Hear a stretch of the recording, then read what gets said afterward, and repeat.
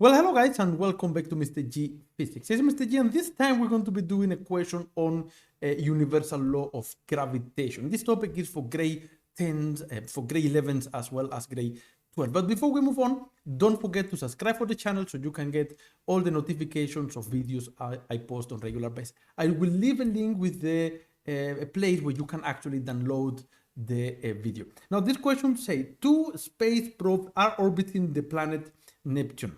Space probe A has a mass of 3,200 kilograms and space probe A is at the height of 84,000 kilometers. Now, important, this one is above the surface of the planet. In other words, the surface of the planet, guys, is this circle I'm drawing here. That is the surface of the planet.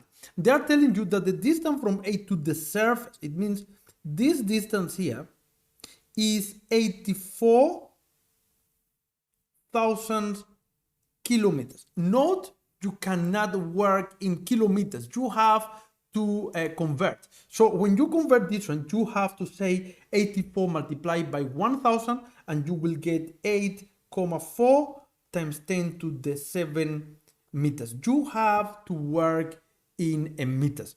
Now, we keep reading and then we'll say why I stop here to explain. And space probe B with a mass of 3,200 kilograms at a height of 68,000 kilometers above the surface. So here, from this point of the surface to probe B, is this one here. From that one there, the distance from the surface to that probe is going to be 68,000 kilometers. When you convert, you will get that is 6,8 times 10 to the 7 meters. That is the conversion. I like to convert when I'm writing the data because it will save me time later on.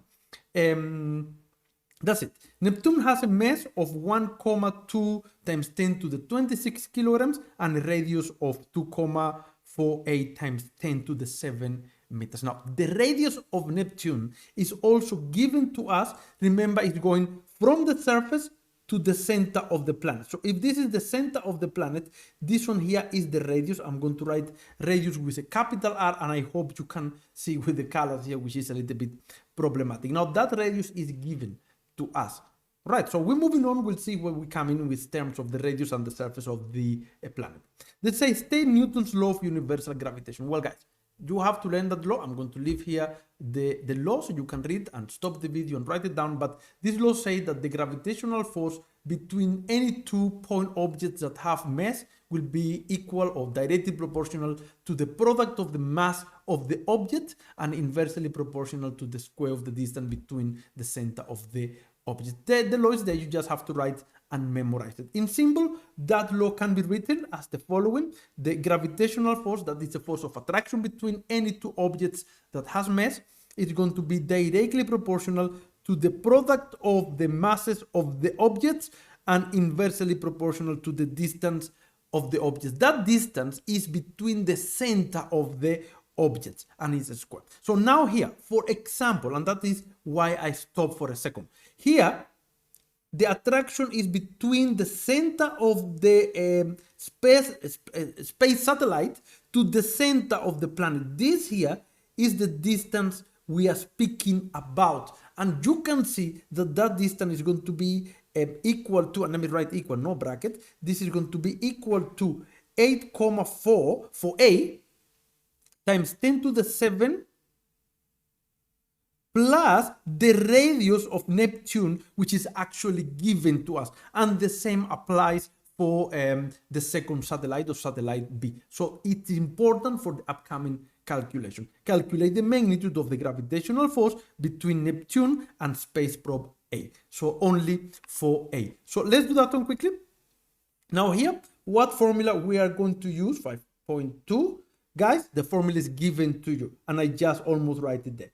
F is equal to G, which is a gravitational constant, multiplied by the product of M1, M2, divided by the distance squared. That distance is from the center of one object to the center of the other object. So be careful with this one because it can be confusing. Now, if we substitute, I have all the substitution here. I don't want to waste time now doing substitution and calculation. because it's not in it. You can check, stop the video, do it yourself, and then everything is ready. So the mass of one object is the mass of probe, satellite A, which is 3,200 kilograms.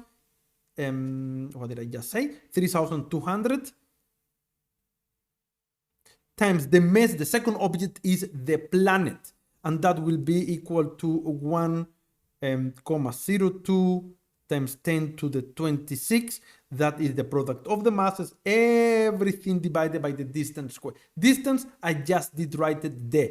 It is going to be 8,4 times 10 to the 7, 8,4 times 10 to the 7 plus the radius of the planet, which is 2,48 times 10 to the 7. All of that, which is the distance, will be to the power 2. Well, when you do the calculation, if you do it correct, and I did do the calculation, but please redo it, and you can write in the message if there is any problem. This one is equal to 1,84 times 10 to the 3 Newton.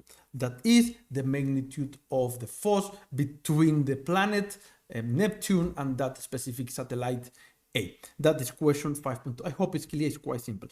Question 5.3. How is the force between Neptune and space probe A compared to the one calculated in question 8.2? Right, greater than, smaller than, or equal to. Now, you don't have to do any calculation for this one. This one is question 5.3, and I just want to show you something. The distance, and you don't need this radius because the radius is constant. So distance for the surface for A is going to be equal to 84,000 kilometers. You don't need to convert because what I'm going to do is just to analyze 84,000 kilometers. And the distance for B is going to be, I believe, 68,000 kilometers. Guys, this one is meters, this one is meters. Guys, if you want to know the force, is inversely proportional to the square of the distance. In other words, the smaller the distance, the greater the force is going to be. They don't ask you to find out the but the factor by how many times increase or decrease. They just want to know which one is greater. They say write only greater than, smaller than, or equal to for B. B, the distance is smaller, as you can see here. Distance is smaller, R is smaller. Therefore, the force will be greater. And guys, that is the answer, will be a greater than. I hope that is clear, and I hope this question help you with the topic. It's a question that you have to practice. It will be in different exams throughout the year for grade 11, and it can be asked in grade 12. Thank you for watching. If you think it helped, thumb up, subscribe for the channel, share the video with your friends, and then I'll see you next time. Mr. G here.